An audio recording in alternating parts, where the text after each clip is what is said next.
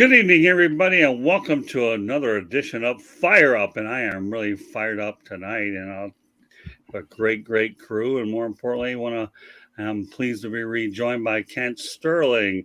But before I go to Kent, just let you know who the crew is. Smoking Jeremy, welcome back.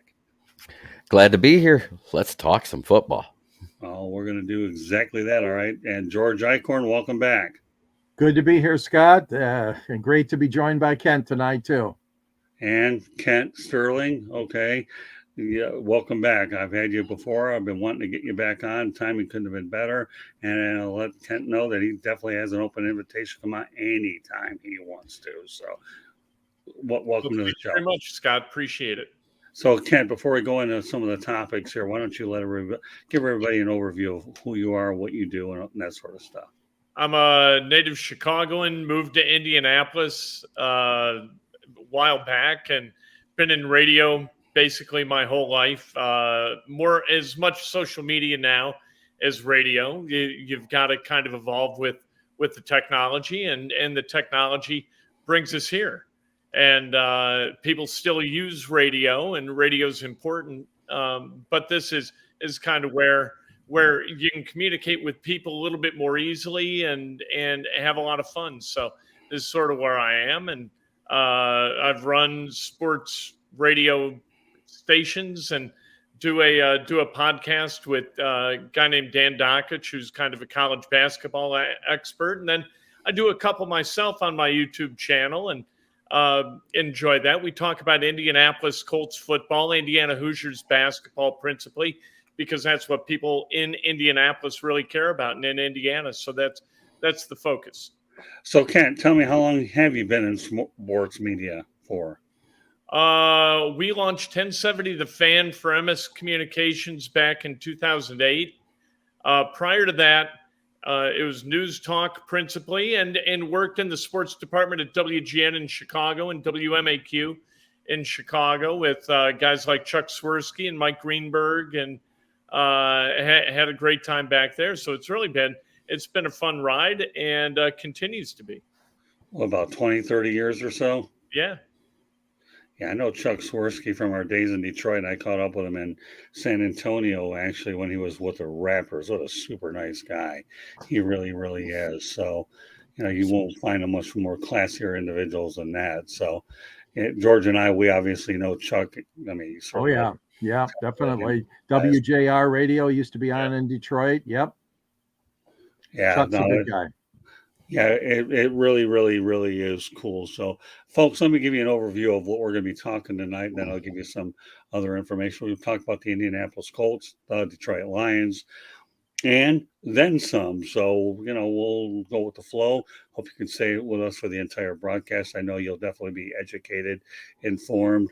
We do the best that we can to make sure we come up with timely topics, whether they're trending or not, and try to provide the best possible guests that we can. And Kent's just a guy that, once again, I've known for a while, and any opportunity I get to bring him on, I'm really glad that he is able to do that. So with that said, I should point out the audio version of Fire Up can be heard on iHeartRadio, Apple, Spotify, Google, or wherever you get your podcasts. So if you want to listen to it, that's the way to do it.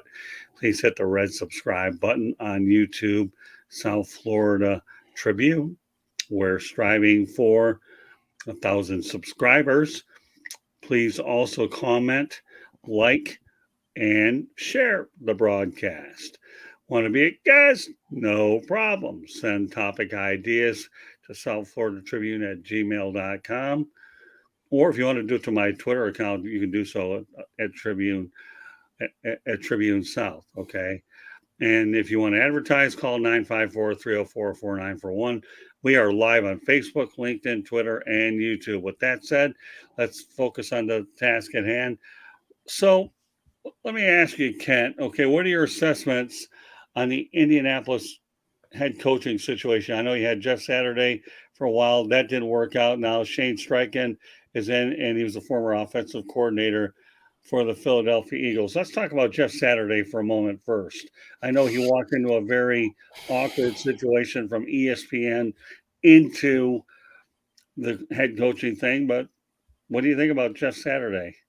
I think he's a wonderful human being. I thought he was ill prepared for the position. We hired him into media back when he was a Colt. He used to do a weekly call-in for us. And the first time we met him, I was like, that's the guy. Like, that is just a very confident communicator and a guy who knows himself really well. And those guys tend to do really well in radio. And so I was a big advocate for him in terms of media. As a coach, you got to have a little bit more heft behind you than 3 seasons as your son's high school coach and having played in the NFL. You know, there are guys who coach for a long time and build the resume necessary to be able to be successful in the NFL. And Jeff just didn't have it. What he did have was trust of the owner.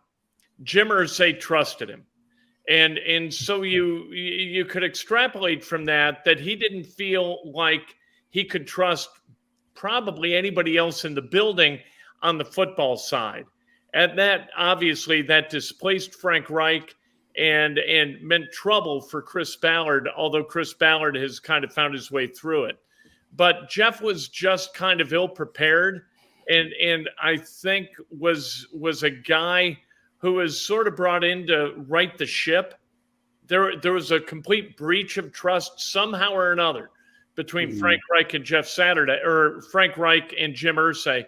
And as a result, Saturday was brought in. But bringing in Shane Steichen, we don't know. I mean, who knows whether a guy can coach until he coaches? He's undefeated. So he's walking the halls like, he's a really smart guy. Once you start losing games a little bit, we find out how you deal with adversity. And that's what we're kind of waiting for with Steichen. Up to this point, he's aces, but again, he hadn't lost a game. Well, bear in mind, I definitely believe they brought him in because he's an offensive mind. And that'll lead me to my next question. But before I do that, Jeremy or George, anything you want to add to about what we just talked about? I just think it was such a gamble. I mean, it was even it was such a stretch with Saturday. Okay, it reminds me of Matt Millen and how Matt Millen was made president of the Detroit Lions and general manager, running the show. As we know, that ended up as a disaster. The decade of despair. I understand with Saturday being good friends with Irsay and has his ear. I can understand all that. But you're right, Kent. He was put in a very tough situation with trying to salvage what he could of the 2022 season. What do you think, Spoken Jeremy? Oh, please never mention the decade of despair under Millen again. I mean, come on. Yeah. That being said, because think about it, almost every single coach we had, it was the M&M show. Yep. Wasn't it Miller and Morningweg, Miller and Mariucci, Miller and Marinelli and Mayhew? It's a batch of M&Ms I never want to see again. But that being said, the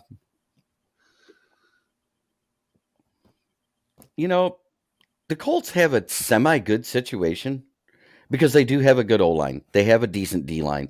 They do have – the only thing they're really missing is a quarterback and the weapons for him to throw to. Yeah, that's all.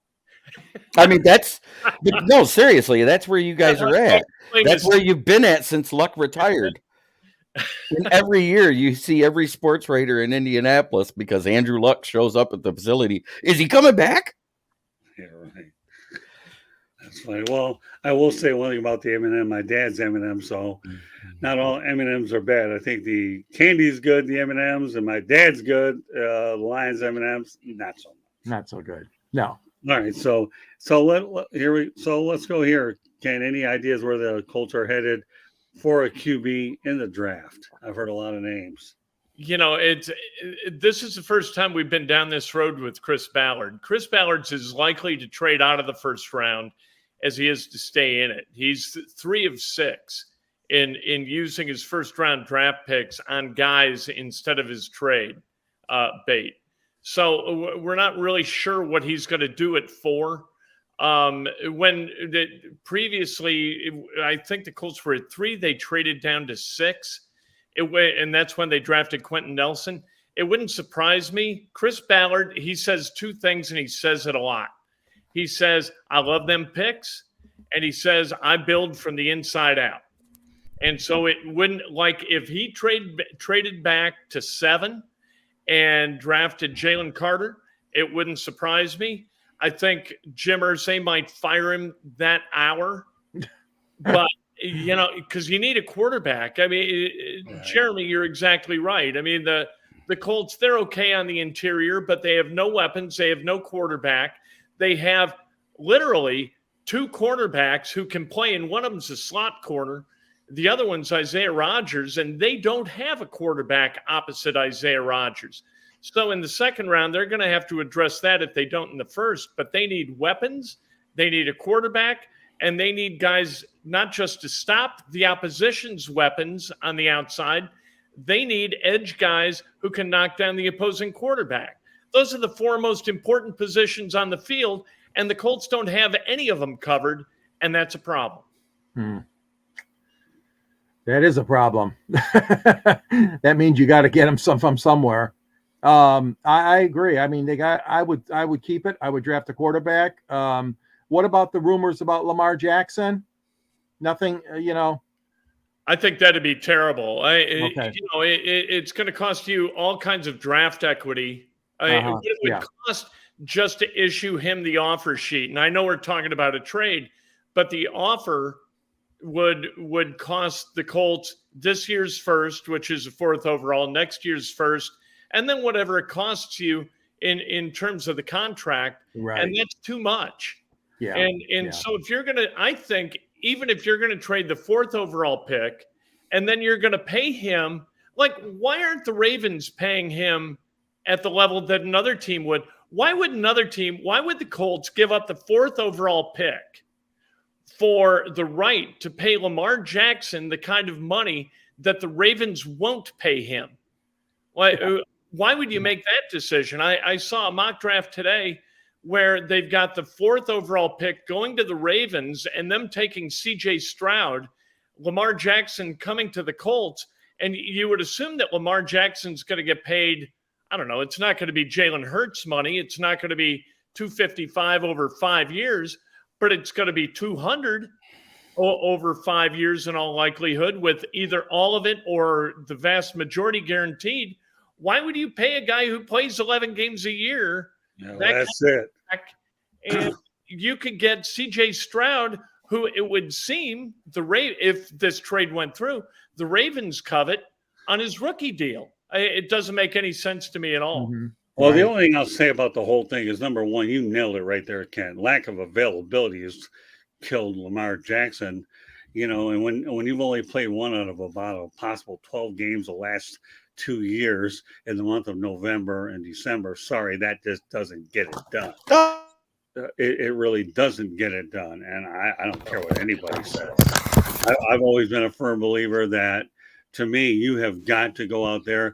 The Colts, I look at going from Manning to Luck, and now they've had bad luck after luck, going through everybody from Phillip Rivers to whoever, Carson Wentz. So, yeah, they got to button it up. They got a quarterback in the worst way. Let me just mention a comment by Ralph Williams. Okay, take it for whatever. Hello, guys. Colts have tough sledding, and the Lions could get better. Yeah, I guess, Ralph, that's definitely a safe assessment for sure. So, with that said, okay, Kent, give me your assessments on where the top quarterbacks are going to go. I think Bryce Young goes first to the Panthers, if not Stroud. And then I think that the Texans are going to take the other. I think either the Cardinals trade out of 3, or they take the edge out of Alabama, Williams. And then you've got the Colts. And the Colts, if somebody else drops, the Colts are going to have their choice of 2. They might trade back. They might take Richardson. I don't think they're going to take Levis. Will Levis just strikes me as a guy, and I watched Levis. I wanted to like Levis as he played for Kentucky, and they kept talking about Levis this, Levis that, and Kentucky looked good.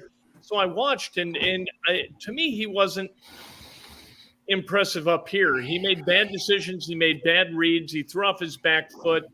He didn't have kind of that foundation to be able to make throws every single time. He didn't repeat it. He wasn't consistent in his motion. And he made, like I said, bad reads. And so I don't think he projects as a high-level starter in the NFL. And I know some people, they disagree with that, and that's what makes that's what makes the NFL fun. Anthony Richardson is a really interesting dude in that he's got all the athletic tools and beyond maybe anybody in the history of the game. There's nobody in the history of the NFL that plays a quarterback position that can throw the way he does, has the build of a linebacker, the balance of a running back, and the speed of a wide receiver. This guy has every physical attribute necessary to be a great success. He's only had 13 starts. You don't know whether he's going to be able to develop the functional capacity to make very, very quick decisions and be kind of that quarterback who feels in the pocket like Bryce Young does. If you put Bryce Young's brain in Anthony Richardson's head, you'd have the best quarterback in the history of the universe. And you've got to see if Shane Steichen can be the guy who develops that in Anthony Richardson. That's why they hired him. Okay, that's pretty good. All right, George, what do you want to add to this? No, I know Richardson has so many tools, but you're right. He does not have much experience. I mean, college career is so very short, and you wonder how quickly he can adapt to the NFL. I mean, if you put him in a situation where he sits behind a good, solid starter like a Goff or somebody like that for a year or two, that's different. But when you're putting him right into the fire as quickly as you can because you're, quasi-desperate, but you want to win, obviously you want to win, then it's a tougher situation for Richardson. I agree with that, Kent. Jeremy? And that would be a really, really interesting partner for the people keep talking about the Raiders as a trade partner for the Colts, but I think the Lions are really interesting at 6-2 because of exactly what you said. Jared Goff last year was a top 10 quarterback in the NFL. And to have him as a guy for 2 years, let's say, kind of help, as Anthony Richardson figures some stuff out, it wouldn't surprise me to see the Lions get a little bit greedy and move up a little bit. There are several sportscasters in Detroit that hope that happens, but the majority of them are basically saying don't draft a quarterback. I don't know. Well, before I turn over to Jeremy, though, I do want to point out that Anthony Richardson played for an average Florida Gators team too. So I think you have to, the Gators were hovering around mediocrity. Billy Napier has yet to put a stamp on the program yet. So, so again, like you said, Kent, if he's in the right situation, let him hold a clipboard. I've always felt, I don't know about you, a quarterback should hold a clipboard for 1 or 2 years regardless. Unfortunately, welcome to the world of impatience, okay? And it just doesn't happen. But, I would be hard-pressed to think the Lions would go quarterback route, but I'll let Jeremy comment on this. I personally feel that going a quarterback this early when there's questions outside of the top two is not a very smart move. Right. I think it would be smarter to wait till the end of day 2 or maybe even in day 3 to get a developmental quarterback because you do have Jared Goff for 2 years. We just re-signed Sudfeld because he did a great job holding the clipboard, but I don't trust him to take the field any more than I trusted Malik Willis in the last year's draft. Yeah, that's fair enough. So Jeremy, do you have any idea where you think a lot of the top QBs should be going? From what I'm hearing through the circles I've been through, I think it's Stroud 1, Young 2. The teams that may trade up to 3 that want a quarterback is either Washington or Tennessee. And if that happens, you can see Anthony Richardson going there. And I was like, it'd be hilarious if the Titans did that because they get Malik Willis 2.0. Interesting. Okay, Ken, let's go back to the Colts for a moment. Then we're going to switch it over to the Lions. What are the other major areas that the Colts need? They need an edge. They absolutely have to draft a cornerback. They have no choice but to do that. As they sit right now at wide receiver, they've got 3. They've got Michael Pittman Jr., Alec Pierce, and then they picked up as a free agent Isaiah McKenzie from the Bills, who's a slot guy, but he's on a minimum contract, and nobody really wanted him. And there's got to be a reason for that. I mean, what Chris Ballard always does, like the Dallas Cowboys, they haven't won a championship in forever. Yeah. They shop at Saks or at Nordstrom. And Chris Ballard likes shopping at garage sales. He's going to flea markets and picking guys up and hoping that somehow they can lift these guys from, on a scale of 1 to 10, from a 5 to a 6. You don't win championships with those guys. You win championships with 8.5s and 9s. And the Colts never go out of their way to get one of those guys, to the point where when Ballard gets assailed for this, he always brings up DeForest Buckner. And he says, hey, you guys say I don't take risks. Well, what about DeForest Buckner? That was a trade he made 3 years ago to go get DeForest Buckner, a defensive tackle, who he probably overpaid a little bit and gave up the 13th overall pick for. Right. And that was a bit of a risk, and good for him. But that's one risk in 6 years that he's hanging his hat on. You don't win championships like that. You do what the Eagles did. Not a championship team, but they made the Super Bowl. They went out and traded for A.J. Brown. And the Chiefs, when they lost weapons like Tyreek Hill goes to Miami, what do? They go out and sign guys. They go out and draft guys. They draft Sky Moore, and they had enough weaponry that they really didn't even need to use Sky Moore, and they could develop him for a year until somebody else left, and now he's going to step in. You know, these guys, Andy Reid, and, those guys, they're playing three-dimensional chess. And I feel like Chris Ballard's trying to, get his head around checkers. And that's not a positive thing. And so hopefully he can figure out in this draft how to parlay the assets that he's got into weapons that can help this team win, because there is a scarcity of talent at the most highly leveraged positions on the field. Boy, I tell you what, I've seen some people come on this show, but you talk about some of your one-liners being rapid fire. No wonder you're pretty darn good on the air. First of all, let me go ahead mention that I've never heard 3D chess mentioned on this show before until now. Okay. And now I've never heard checkers mentioned. And if you think I've ever heard garage sales and flea markets mentioned on a sports show, you talk about a grand slam home run of analogies, Mr. Sterling. I mean, that was pretty darn cool, man. They never stop. Whether they make sense or not, you just keep going. I know, but come on. I'm giving you a compliment. Well, then again, you got to remember, we got 3 broadcasters, and we got Smokin', who's coming a long way in his broadcasting career, and he's surrounded by a bunch of old geezers, and yet he's the new guy on the block.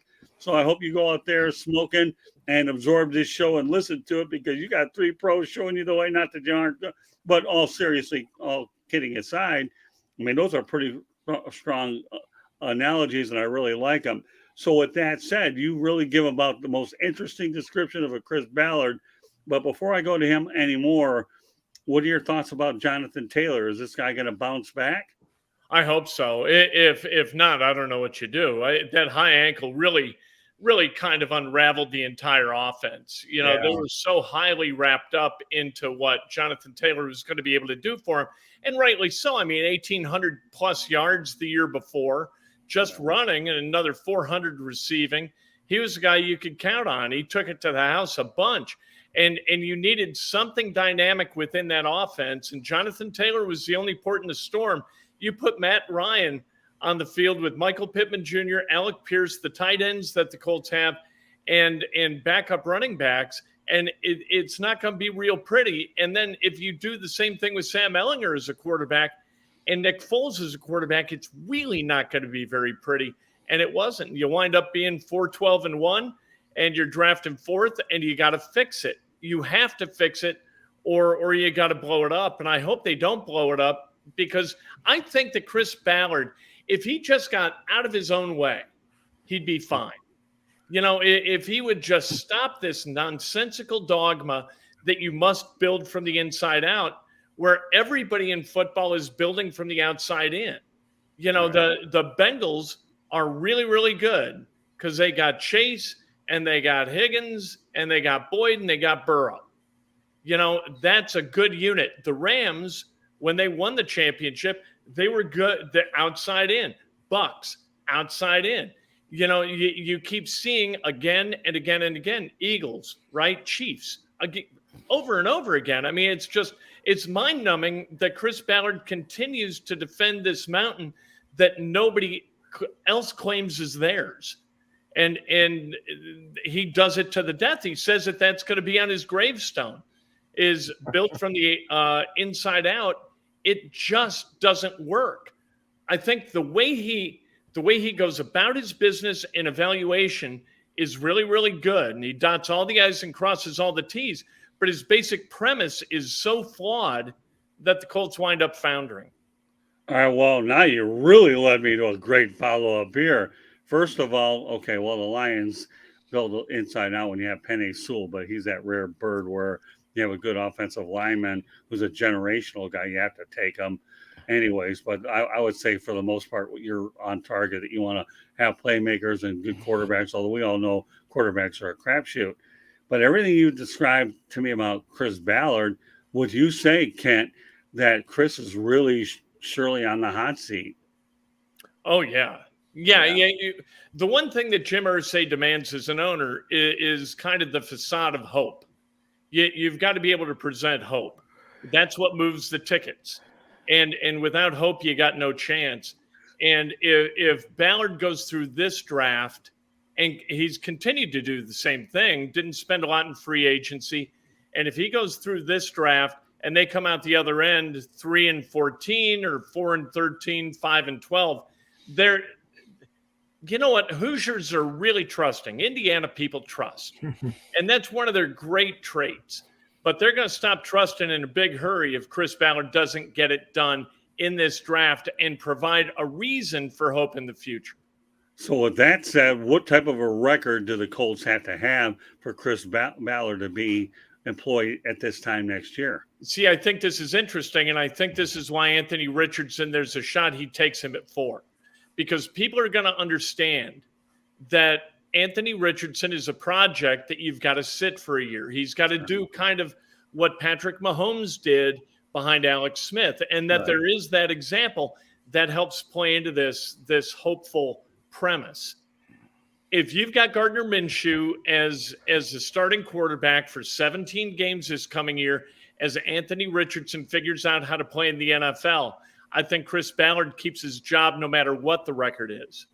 I think if they trade back and they try to win with bulk mediocrity rather than going out and getting a potential elite level somebody at some position, in this case Richardson at quarterback, I think then you've got problems, because you're showing an intractability for the dogma that hasn't worked for you previously, and that's a problem. But if you go out and get Richardson and you sit him on his ass and you go 3-14 and you say, hey, this guy has really developed. Shane Steichen has been working with him. Jim Bob Cooter, your guy from Detroit, for a few years, he's worked with him, and we're ready to unleash this beast in 2024. I think he can keep his job. Great stuff. You guys want to add to it before we talk about a little the Detroit Lions, Jeremy? I do want to talk about the building stuff that you talked about, because when you mention the Bengals, you forget they have been rebuilding ever since the exit of Andy Dalton, and they had already built from the inside out by the time they took Burrow and Chase. The first wide receiver they took was Higgins, and Boyd was actually a pickup from one of them was a rookie. The other one was a free agency pickup, if I remember right. I don't remember if it was Boyd was the free agency pickup or if it was Higgins. Higgins they drafted. Boyd they picked up for his second contract because the first team didn't keep him. But when you paired him up with Higgins and with Chase and Joe Burrow, that made one heck of a three-headed monster to go with for Joe, which is why he's had such great completion percentage. He's got guys that create separation without trying. That's the key. And his offensive line has been garbage. Yeah, he's been one of the most sacked quarterbacks over the last 3 seasons combined. Yeah, and I think the Lions, I know you're going to get to this in a minute, Scott. I was intrigued, Kent, what you said about going after receivers. And I give the Lions credit. Golden Tate, Marvin Jones. The Lions have not been afraid to try to get, and of course, the great Calvin Johnson. I mean, that's a Hall of Famer right there. But I mean, over the years, at least the Lions haven't gone to that flea market like you described. And they have tried to get some name receivers there, especially when they were trying to support a fellow named Matthew Stafford. But now Detroit does have a good lineup, and that is something that Indiana, like you said, has been striving for. They need some marquee help there at wide receiver as well as the edge, like you mentioned. Well, they have one good one. They just don't have anybody opposite them or in the middle is the problem. So every QB has got to struggle to try to get it to Pittman the whole time, and he's covered like a wet blanket. Yeah. All right, Ken, I got to ask you a funny question. Of all these things you've hit me with, checkers, 3D chess, garage sales, flea market, what should be your candid nickname? Should we call you Kent Flea Market Sterling or Kent Garage Sales Sterling? Come on, Kent Sterling just seems so nice and clean. It's funny. I've never had a nickname ever. Even in Spanish class where everybody had, this guy was Marco, this guy was Esteban. Please don't tell me the next guy was Polo. I was Kent. I have always been Kent. You can call me whatever you want, but I have always been Kent.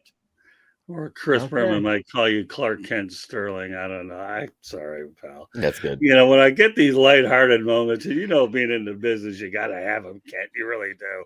I mean, I've been no shortage of nicknames, but is it about me? No. Just don't call me my Spanish name, Jorge, or Jorge. Don't call me that.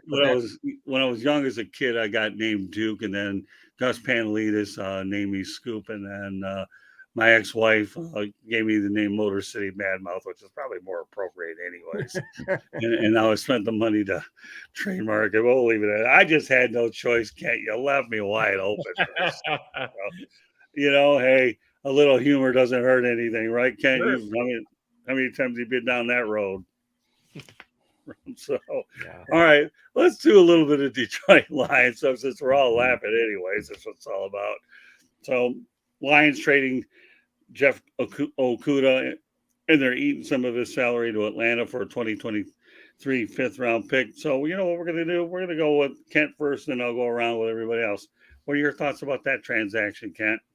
I don't know what happened to Okudah. I mean, he was the highest drafted cornerback in forever, and somehow he didn't work out, and I just kind of don't get it. I don't know what happened that he didn't work out to spend that kind of draft equity and what you get back. And I get it. You don't want to extend him into that fifth year and all of that, but to get a fifth rounder back, like what happened to this guy? Why did he fall apart? He can't play zone. But anyways, go ahead. Well, you know what? I'll transition over to you, Jeremy. Go ahead and let Kent know. If you look at it, every game that he struggled was when he was playing zone defense. Aubrey Pleasant's defense was a man zone. You played man outside and zone in the middle. And during those first 7 games this season, he flourished when he finally was healthy. And you've seen him. He was blanketing guys. He held A.J. Brown to, 4 catches and under 40 yards. He held Justin Jefferson to 3 catches and 14 yards. After the firing of Aubrey Pleasant, Aaron Glenn's defense is more of a hybrid. It's just the opposite. The safeties play less zone and the corners play more zone. The problem is we had Amani Oruwariye, who was a great zone player and looked like he was better than Jeff Okudah the last 2 seasons because of Okudah's injuries. But at the same time, once we went to man, he fell apart and he mentally broke down. I think that's what happened with AO and why we got rid of him. So moving on from Okudah is because he was part of that Quinn Trasha era. He was a 3rd-round pick. Granted, all the draft prognosticators, everybody on ESPN, the NFL Network, said he was the 3rd best player overall in the draft, ahead of Tua, ahead of Justin Herbert, ahead of Isaiah Simmons. I cry thinking of what it would have been like to have Isaiah Simmons instead of Jeff Okudah, but that's another story. We got what we could. We were asking a 3rd, and that was probably the best offer we got. Why? Because he can't play zone. And luckily for him, he went to a team that plays a lot of man coverage and has a true number 1 in AJ Terrell already, which if you look at when Matt Patricia, or Patricia, whatever you want to call him. I call him Patricia for a reason. He ran that zone coverage. We had Desmond Trufant that we signed for our one, and he gets hurt at the same exact moment that Okudah gets hurt under Dan Campbell's first year. So he has to be thrown in playing zone when he was a press man coverage corner coming out of Ohio State, and he couldn't do it. He was put up against elite wide receivers. But if you look at his numbers versus the 2s and 3s, they were astronomically better than those 10 games he played the first season. Why? Because the inside played man coverage. There you go. You got a good football lesson from Mr. X's and O's, Kent. All right, George, where do you want to go? I can't top that. I mean, Smoking Jeremy nailed it, really. And the fact that Okudah could not adapt, and there were some injuries there, obviously. But yeah, it's a black mark. It's a terrible waste of a first-round draft pick by Quinn and Patricia. I mean, it should have been Isaiah Simmons. I'll say it till I die. Yeah. Yeah, exactly. And, it's one of those things. And obviously we know, Kent and Scott, that every franchise goes through this, things that they regret. But the kid was so highly rated out of Ohio State. Ohio State's always has great guys in the secondary. That's all you got to do is ask the Michigan fans about that after getting beat soundly so many times. Well, wait, those guys in the secondary. You have to remember, the Michigan quarterbacks were so bad, they made them good. Okay. I'll grant you a little bit of that too. But Shea Patterson. That's all I got to say. Shea Patterson. Yep. So yeah, I agree, Scott. And it was a bad move, but like Jeremy said, they got what they could for him. Well, the amazing part about it is if the Lions didn't make this mistake, some other team probably would have too, because he was considered a top prospect anyways. And when you're dealing with injuries, I don't care what organization you're with, anytime you have injuries that derail your progress because you can't be on the field, as we talked about all the show, right, Kent? Then that's certainly going to be a bit of a problem, regardless whether the Lions would have made a mistake or any other particular franchise. That wouldn't have mattered. Unfortunately for Okudah, it didn't work out. And also, fortunate for the Lions that they were able to bolster that position during free agency, therefore making him expendable as well. So, but that said, I know a guy that you should know a little bit more about, Kent, because when I covered the Jacksonville Jaguars, you had to deal with Marvin Jones Jr. a couple of times a year, and who obviously re-signed with the Lions 1 year, $3 million. So what are your thoughts about what you think Marvin Jones Jr. is going to bring back to the Lions, knowing you had to face him with the Colts? I always worry a guy like Marvin Jones, age 33, it's really hard to get continued productivity out of a wide receiver when they hit that kind of age. And you hope that they can milk one more year out of it. And you've seen Julio Jones couldn't do it. Andre Johnson couldn't do it. Right. You've seen guys hit that threshold and just sort of fall apart. When he was good, he was really, really, he wasn't an elite level wide receiver. He wasn't a Hall of Fame type guy, but he was at the highest end of competent, and so if the Lions can get one more year like that out of him, I think that balances that weaponry for the Lions at a level where, I mean, and you get a guy. The one thing I worry about with the Lions is you go get a guy like David Montgomery. David Montgomery, again, like high-end mediocre. You know what I mean? Like it's hard to go out and get a really good running back, but a high-end mediocre, you start stacking mediocrity and you wind up with a mediocre roster. So Marvin Jones, I think, is one of those guys that I hope he does well for the Lions. I root for the Lions. But it's kind of like they're taking flyers on guys where they're hoping to get a little bit more out of them than maybe they got to give. I'll tell you why we picked up David Montgomery. Because the Chicago O-line has been trashed the last 4 years that he played there, and he managed to get at least 800 yards every year on the ground. True. Yeah, but you can't blame everything on the offensive line. Oh, you could blame a lot of it. And this is kind of the false argument that a lot of people, if we go back to quarterbacks, they'll say, well, you don't like Will Levis. He had a garbage offensive line. He was playing in a bad system. He was hurt. He didn't have good weapons. At some point, the responsibility for productivity becomes the owner's responsibility. And David Montgomery, over the course, was it 4 years, right? And it was always 800 yards, but it was 3 of those years, it was just over 800 yards. And one was over 1,000. Right. And so it's not he and Jonathan Taylor, and he's not Joe Mixon, and he's not that higher end guy. He's a capable guy, but he falls outside the top 10. And even with a good offensive line, I think you're still hoping for the best. You're still saying, oh, don't pay any attention to those numbers, because the guys, there are reasons for the numbers. And sometimes there are, Smoke and Jeremy, you could be right. But a lot of times the guy owns the numbers. Let me tell you, before I turn over to George, you talk about Will Levis, and I forgot about it, but I'm going to mention it now. For some reason, I don't get too impressed with a guy that's a bodybuilder showing off his weight room in public. That just doesn't do it for me, Ken. It just doesn't. That's Brady Quinn, isn't it? That's a Brady Quinn move. Well, it seems like it to me. Or Johnny Manziel. Okay, if you're telling me that his accuracy is questioned, which I've heard from a lot of draft experts that there are, and now you're talking about a guy here who wants to be Arnold Schwarzenegger.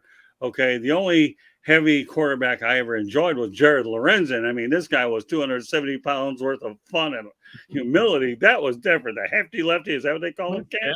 Yeah. I didn't mind that. That was a folk story. But you tell me you didn't like Jamarcus Russell? No comment. No, I'm not talking. Don't get me off track because I have a lot of things to say about that. We don't have Dante Culpepper as a Lion. Yeah, but meanwhile, the Lions want to go ahead and try to. Who are they looking to bring on? Teddy Bridgewater. Let's leave it alone, Jeremy. I want to stay on my point though with Will Levis. Anybody that can go out there to me and want to go out there and say, "Hey, I got these things called muscles and they look awfully good." So what? Show me what you can do on the field. Nowadays, I don't care about, I know you have the combine over at Indianapolis. And have you covered many of those combines at all? I imagine right in your backyard, you probably have. I used to, and they were really fun until everybody started coming. And once the media outnumbered the coaches, scouts, and players, it wound up that the media was just interviewing the media. And you had scrums with the athletes and the coaches were at a podium instead of like in 07, 08 back then, you'd just say, hey, you want to come on over and talk? And coaches would come on over and talk. And it was really, really fun. Anymore, it's kind of a show instead of what it was, which was kind of just a laid back time to get to know each other and do some good interviews. Well, the amazing part about the whole thing here with the combine is you think I'm going to go out there and give a guy a high grade because he's in shorts and a T-shirt. Let me tell you, I covered a couple of pro days recently, and then also I'm at spring practice. So I get more out of the pro days, Kent, than I do the actual combine because at that particular point, it's a much different situation. It really is, and you see a little bit more contact, and these are more scripted and all that. So, but to me, I'm not impressed with Will Levis. We'll see how it turns out. I'm not going to tell you that one of the last Kentucky quarterbacks that was drafted high by the Cleveland Browns was a guy named Tim Couch. We all know how that worked out. He was great. Work out for every team that played against the Browns. Yeah, exactly. Yeah. So, right. I was just curious. I don't know, Ken. I'm just not impressed with guys that walk around. Don't get me wrong. It's okay to have a bodybuilder and be built well. But if you're putting that on social media and a lot of the people that watch your body of work, not only in film, but what some of the other skills are, it'll be interesting to see where this guy winds up. And I agree with you again. Anthony Richardson, if the Colts are going to make a move, would be the guy I would take it for. So. As far as Montgomery goes, I'm not gonna side with you, Kent. I'm gonna side with Jeremy.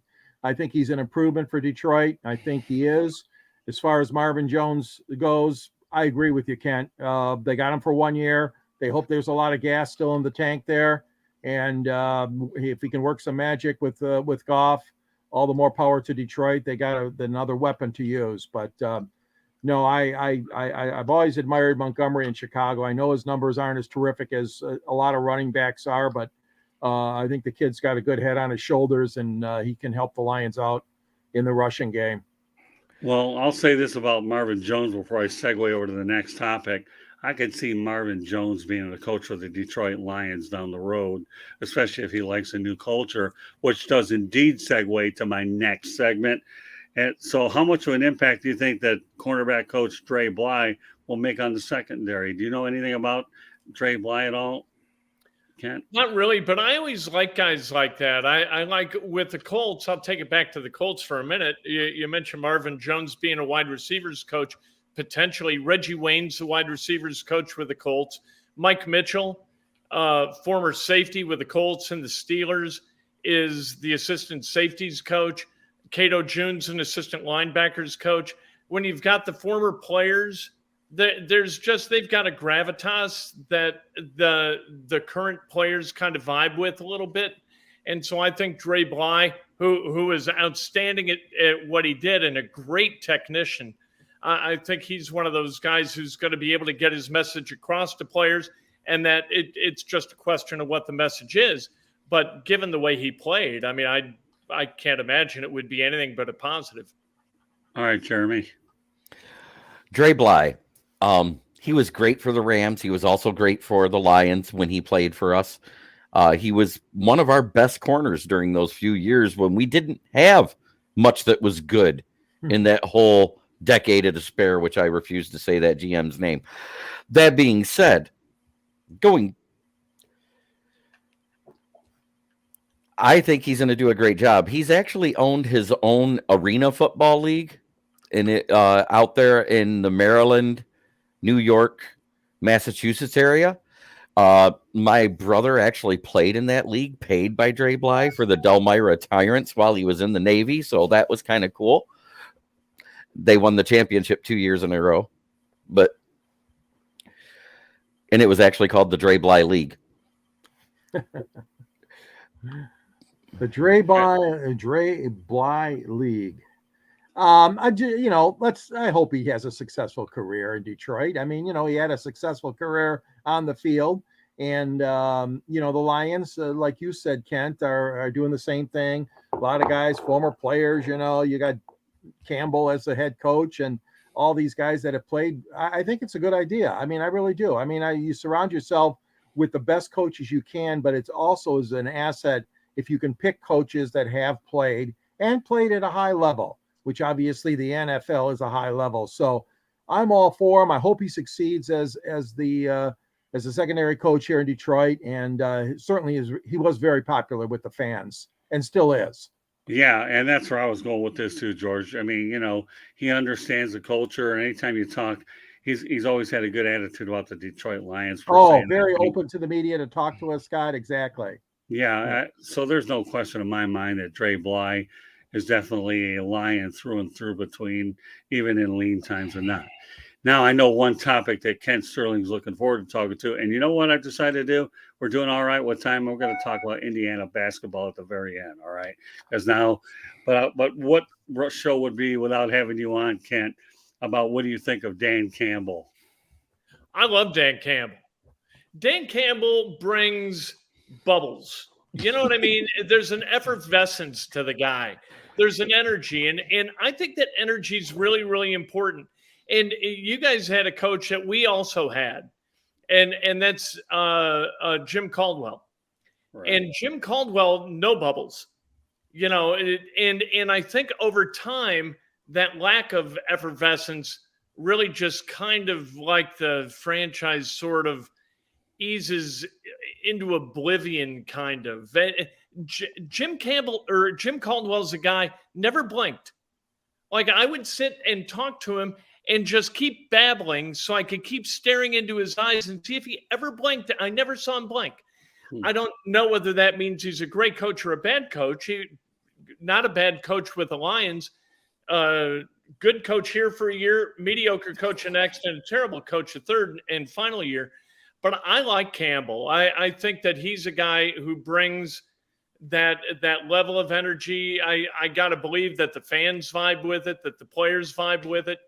And I think that more importantly, I think that the Lions just seem to be a much more competent football team under Dan Campbell than I ever remember them being, going all the way back to like Wayne Fonts. Oh boy, you really struck a chord there. Oh. But I love working with Wayne Fonts. I went to school with his son Mike, and Wayne was. If you ever went to his drafts, Wayne Fonts, we had a lot of fun over at the Pontiac Silverdome. So I'm with you there. Yeah, Dan Campbell to me, anytime a guy's going to go out there and do push-ups out on the field, isn't all that bad. I mean, now in Miami, they didn't know whether or not he was a great talker, but the Dolphins could have used him. I know he took over for uh, Philbin, I think Joe Philbin for on a temporary basis. But yeah, Dan Campbell is definitely a guy that they play hard even when they got out to an atrocious start their first year. They battled until the end, and then they got better. Even when things were 1-6 or so, then they got it turned around. So that there's no give up in that team. All right, Jeremy. We know obviously your kneecap biting channel was named after. You got to hear this story about why this guy has a channel revolving around Dan Campbell. So give it to him, Jeremy. It was that first speech. Come on. Yeah. You knock us down, we're going to bite a kneecap. You knock us down again, we're going to take the other one off. I mean, you can't get excited about that as a fan. You're not a fan. The way he talked to the players, we watched it in the Hard Knock series this last offseason. He truly cares about them, and you can see it. And he motivates them to be better men than they were. I don't think Jamal Williams would have ever got that many touchdowns if they'd assigned him instead of Aaron Jones at Green Bay. I don't think he'd have had that many touchdowns there. You know why I think David Montgomery is going to succeed here in Detroit? Because our O-line ranked first in yards before running back contact. 4.3 yards. Interesting.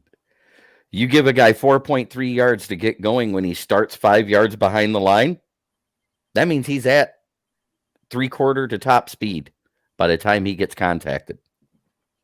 Interesting stuff. All right, George, some observations about Dan Campbell. Oh, the whole city's in love with him, Scott. I mean, obviously, he's the darling of the media. He's the darling of the team. He's the face of the franchise right now. He's a good guy. I remember they made him the honorary starter at the Detroit Grand Prix race on Belle Isle a year or so ago. And I mean, everybody just really admires the job he does. And he's just so down to earth.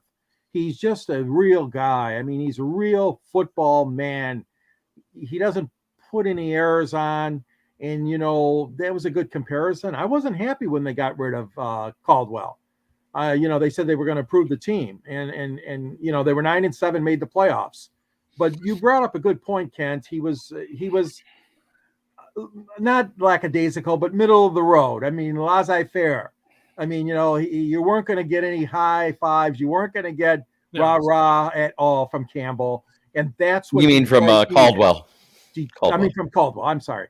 So Campbell was the answer. I mean, he really was. And Detroit made a good hire, Sheila Ford Hemp, whatever. And I think it was a really good hire. And the sky is the limit for this team and this franchise right now with him in charge. Okay, now I just want to go to a couple of basketball questions because I have a Hoosier on here. I had no choice. And so, first of all, let's just talk about the state of Indiana men's basketball really quickly, okay? Mike Woodson is running the program. What are your thoughts about the job that Mike Woodson has done? Well, through 2 years, they keep kind of kicking the can down the road a little bit farther. First year was the first time that they had made the NCAA tournament since 2016. This past year, they won a game in the bracket. They won the play-in game the year previous. This year, they won a game in the actual bracket. So they keep moving it, a little bit farther along. I think he did a nice job with Trace Jackson Davis, kind of brought him along as a leader on that team, imparted to him the need to be kind of an energetic leader, which is not necessarily Trace Jackson Davis's personality. So I think he's done a relatively good job. I think the recruiting is a little bit kind of scattershot.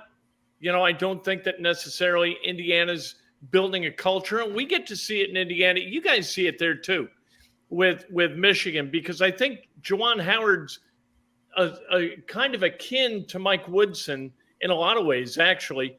And then Matt Painter and Tom Izzo are kind of like-minded in this way, that they both recruit and coach to a culture. And so at Indiana, we look at Purdue and we say, why can't we have like tough guy basketball? Why can't we play hard every second of these 40-minute games? And like they do, they go out and recruit Indiana guys who are 3-star guys, and they win the Big Ten by 3 games. Indiana's got 4 and 5-star guys, and they don't play hard for 40 minutes. If you get 38, 36 minutes out of them, you feel pretty good, but they don't play hard all the time. And they wind up 3rd in the Big Ten. Why is that? Those are the questions being asked by Indiana fans about Purdue. I think probably in the same way that Michigan fans are looking at Michigan State and say, why can't we do this? Right. And obviously we know the Woodson connection with Bob Knight probably factored into that hire too, didn't it? It did. The job was offered first to Brad Stevens, and he was given kind of a blank contract, said, hey, fill in the number, you want to come here? And Brad's very, very happy in Boston. And so Woody came in and, it didn't ask for the world, and it has been very happy to be there and works at it. And he's got an okay staff. And, I think he's trying, but this is going to be a big year. This is the first time that he's going to have to do it with his own guys instead of Archie Miller's guys. And so we're going to find out what kind of a group, what kind of a culture Mike Woodson can go build. It's all about defense for Mike Woodson. And so we'll see what kind of defensive effort that they can make this year without Trace Jackson Davis being the rim protector, and without Race Thompson kind of being that bulky guy in the middle that keeps guys out. Well, and how can I not ask you a question about Dusty May? I know the Hoosiers would be salivating if they could get Dusty May out of Boca Raton to be able to run that program, because I know that's where Dusty's roots lie with the Hoosiers, isn't it? Yeah, Dusty's from Greene County, which is like a county over from Monroe County, which is where Bloomington is. Played high school basketball, was a manager under Bob Knight for Bob Knight's, I think, his final 4 years. He's got Todd Abernathy on his staff, who's a Carmel, Indiana guy who played high school basketball at Heritage Christian and then went to Ole Miss. And so we're really familiar with Dusty May and with Todd Abernathy, and love the success that they had. Todd Abernathy is the son of Tom Abernathy, who was on that undefeated team back in 1976. So there's some Indiana lineage and Indiana royalty within that family as far as people associated with IU are concerned. But it's all about timing, isn't it? Jobs come open at the right moment for some guys and not for others. And so you wind up getting who you got unless you make your timing. And Indiana's just never been very good at that. Gave Tom Crean an extension instead of hiring Brad Stevens when they could have. Then, fire Tom Crean and hire Archie Miller. I mean, what are you doing? Yeah, that Jeremy, George, anything you want to add? I only have one more topic to get to, and then I know Kent's got to get rolling. But anything either you want to contribute to this? Well, I agree with Kent. I mean, the standard is very, very high for Indiana Hoosiers basketball. It always has been, and thanks in great part to Bob Knight. But it's a very interesting comparison, like you said, Kent, with what Michigan faces up against the daunting, Tom Izzo legacy at MSU. And just like you said about Purdue versus Indiana. So I think that's spot on. It's a tough nut to crack, but Indiana obviously has had a much more basketball legacy, Indiana University, than the U of M has. But Juwan Howard is facing some of the same issues. I mean, here his own kid won't even stay in the program. His kid is leaving for the NBA draft. And plus he's lost Dickinson and other guys.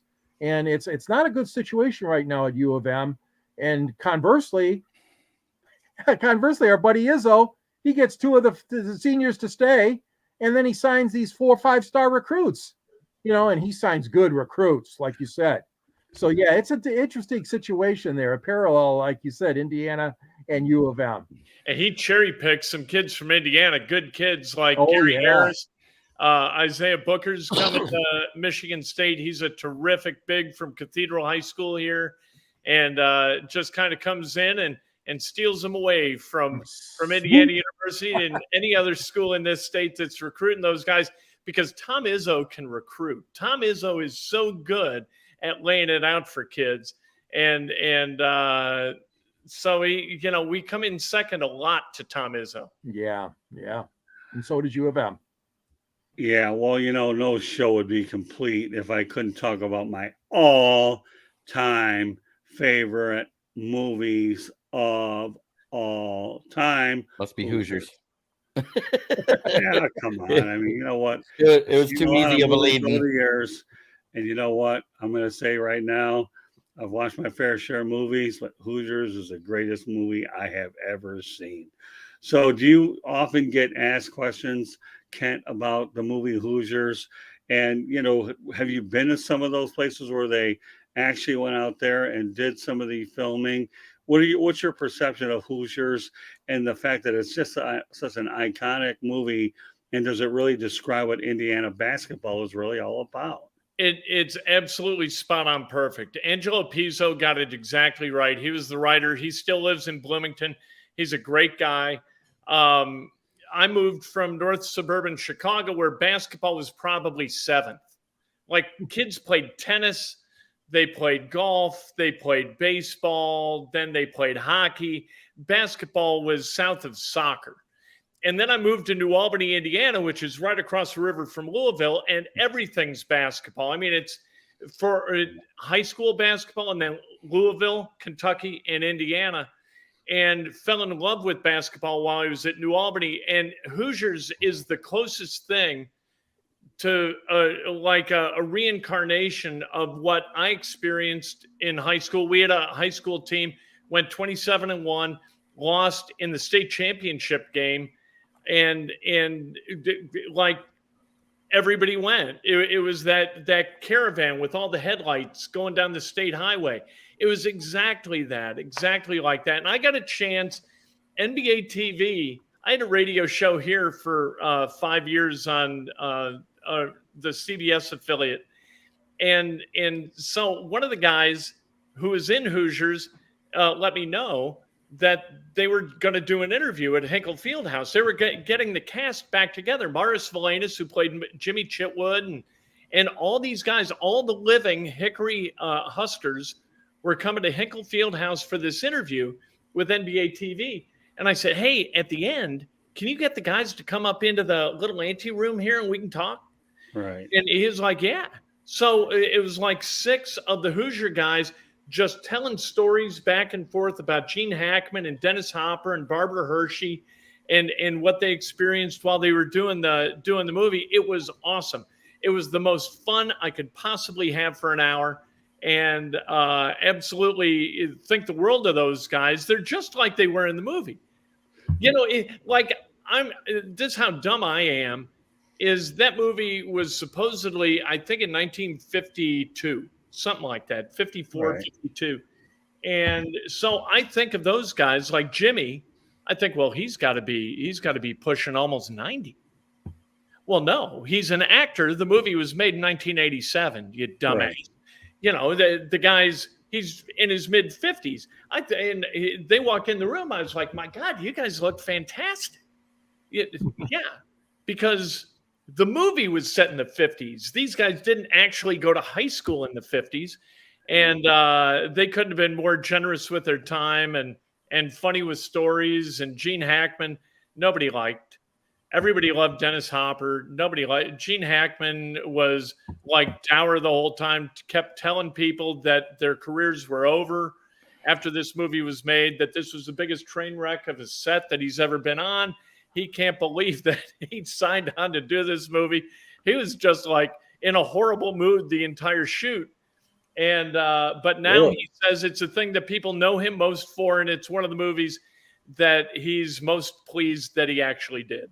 No kidding. Well, my wife and I had the opportunity to go to the actual, what was it, the Hoosier Gym? In Knightstown. Yeah, Knightstown. Yeah, I enjoyed it. It was pretty cool. I shot some baskets for a while, and obviously in the middle of the dead winter. And you know what, Gene Hackman to me is one of my all-time favorite actors. And one of the things I always like about him is when it comes to this basketball team, what I say is a law, absolutely without discussion. And I can tell you how many times I've echoed those words a few times when I've had to do it. But it has been a lot of fun, to reminisce there. I know everybody all out there say, "Well, where is Hickory? It doesn't exist." But where do you think that might have probably? I hear Milan. Is it Milan? Yeah, Milan. Yeah, where is that? Is that what they think Hickory is, or whatever? It's kind of halfway between Indy and Cincinnati. But to me, it was very southern Indiana. Like northern Indiana is a little bit different. This was, and they played in the movie. In real life, they played against, I think, Muncie Central. In the movie, I think it was South Bend. Yeah. And so it was a north-south.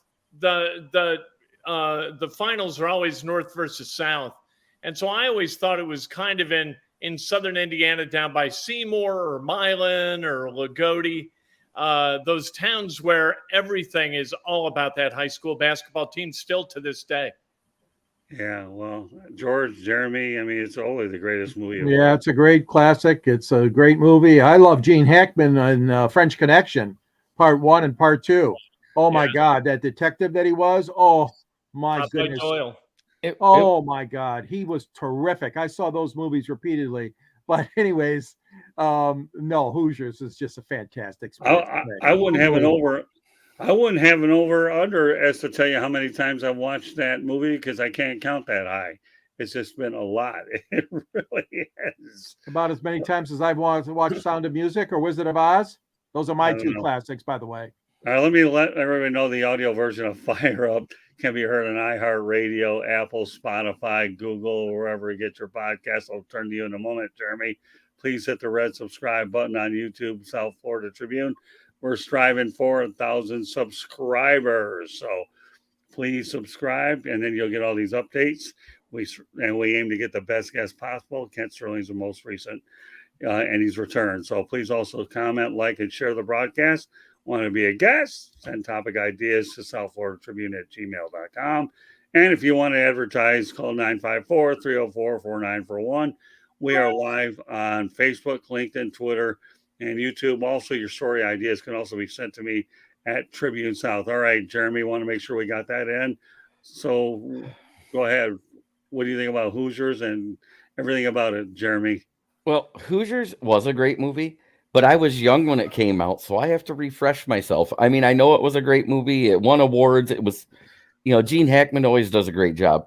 That being said, my favorite sports movie still to this day, I don't care what anybody says, it was The Replacements, because that was funny. Well, I guess being a football mindset, I could see where you're coming from. But to me, Hoosiers, not it. And as I understand, I believe, Kent, that Gene Hackman lives in New Mexico now, isn't he? That's what I heard. And I heard he's got a place like next door to Jimmy Johnson down in South Florida. Oh, I didn't know that. Yeah, like Jimmy Johnson sees Gene fishing every once in a while or something like that. Huh. Interesting. Yeah. Wow. What a great show tonight. I mean, we've had an opportunity to talk about the Colts, the Lions, and there's no way we could not bring basketball in here with you, Kent, in any way, shape, or form. So with that said, we want to thank everybody for joining us here on Fire Up. But before we even call it a night, we're going to let everybody know how they get a hold of us. And Kent, make sure you get your information out there as well. I look forward to bringing you back on as often as you want to come on because we all have a blast. So, all right, Jeremy, why don't you put your information out there right away and let everybody know they get hold of you. All right. You can find me on the southfloridatribune.com page, where you can find me underneath the list of authors for the Motor City Tribune, where I write about these guys in the NFL.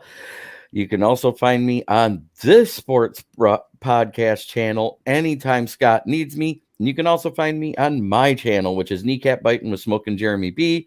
And on Fridays, you can find me on Sideline Sports on the Gauntlet. Very good. All right, George, you know what? I want to put yours information before Kent. That way you can go over the book information. Yep. Detroit Sports Broadcasters on the Air is available. There's a link to it on the South Florida Tribune under my column, which is on the Motor City Tribune page. And I also write for the Detroit Monitor. The book is a great synopsis of sports broadcasting history in Detroit. and the state of Michigan. And Scott's in the book too. Scott did a really good interview with Muhammad Ali and another one with Jimmy Connors. And this is a great keepsake. If you're interested in obtaining a copy, you can reach me at gicorn@yahoo.com. You can reach me on LinkedIn under my name and also on Twitter at SandGSports99. And I'm also part of Scott's many shows here, including 108 Stitches and Fire Up and Sports Exchange. So glad to be part of the show. All right, last but not least, Kent Sterling. And no, without the nicknames that you said you never had one, but you left me wide open. It's Clark Kent Sterling. I like that. Everything with me is, well, like you said, it's Kent Sterling. You go to YouTube, search Kent Sterling. There it is. Twitter at Kent Sterling, Facebook, Kent Sterling. I do 2 videos a day, and it's really about Indiana sports as much as, well, it's more Indiana sports than anything, but we do Colts and we do Indiana basketball above and beyond everything else. A little bit of Pacers, a little bit of racing, but nothing but fun. And this kind of stuff's fun. Thank you for having me. I appreciate it. Great to be with you, Scott, George, and Smoking Jeremy B. Well, you know, Ken, every opportunity I get, I'm going to bring you on because I know we've always had a lot of fun with everything we've done. And tonight was just simply no exception. You, once again, entertained our audience a lot, and we appreciate everything you brought to the table tonight. So one other thing I want to mention real quickly, special kudos to Candy Ebling, who does a marvelous job. You can putting the shows up as well as putting our content up there as well. Check our website out at www.southfloridatribune.com. Candy Ebling did a wonderful job filling in with me last week. In case you didn't know, real quickly, in 4 days, I had an opportunity to cover the Red Wings and the Lightning on Thursday night in Tampa. And that was Thursday. Friday, I had the Miami Hurricanes spring football game. Saturday, it was FAU spring football game. And then, of course, I ended up doing the Miami Marlins, Arizona Diamondbacks 4 in 4 days. But I really enjoy, like Ken always says, he really likes to be out in the field too, because that's how you're really able to not only make your contacts, but do some of your best work out there for sure. So, meanwhile, once again, everybody, thank you very much for joining us on this edition of Fire Up. And we will catch you the next time. Good night, everybody.